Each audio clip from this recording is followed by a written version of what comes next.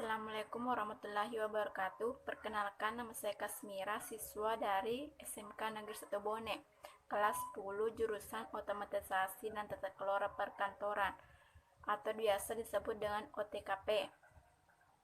Pada kesempatan ini saya akan menjelaskan jenis-jenis lipatan surat dan cara penlipatannya. Video ini adalah tugas dari Ibu Dita Adelia Muallim, mata pelajaran korespondensi. Jenis lipatan surat yaitu ada 8. Yang pertama yaitu lipatan baku. Caranya itu lipatan pertama dilipat ke bagian 2 dan lipatan ketiga dilipat ke bagian 3. Inilah yang dinamakan lipatan baku. Yang kedua yaitu lipatan setengah baku. Caranya yaitu lipatan pertama dan kedua sama besar dan lipatan ketiga kecil.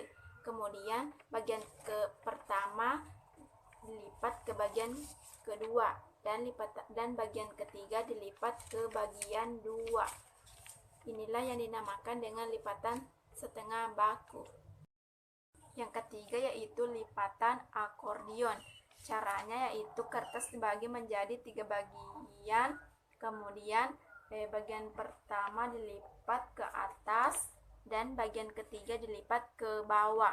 Yang inilah yang dinamakan dengan lipatan akordion.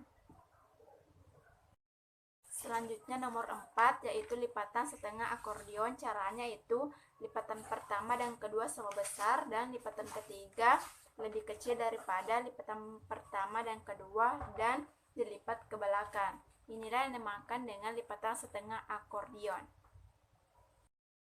Yang kelima yaitu lipatan tunggal. Caranya yaitu kertas dibagi menjadi dengan 2 bagian sama besar kemudian dilipat.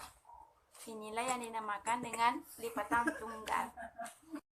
Selanjutnya yaitu keenam, lipatan ganda. Caranya itu kertas dibagi menjadi 2 bagian dengan sama besar lalu dilipat. Kemudian lipatan pertama dilipat lagi ke lipatan kedua. Inilah yang dinamakan dengan lipatan ganda. Selanjutnya itu ketujuh yaitu lipatan Prancis. Caranya itu kertas dilipat menjadi 2 bagian dengan sama besar, kemudian bagian pertama dilipat ke bagian kedua, kemudian kertas dilipat menjadi 2 bagian dengan sama besar.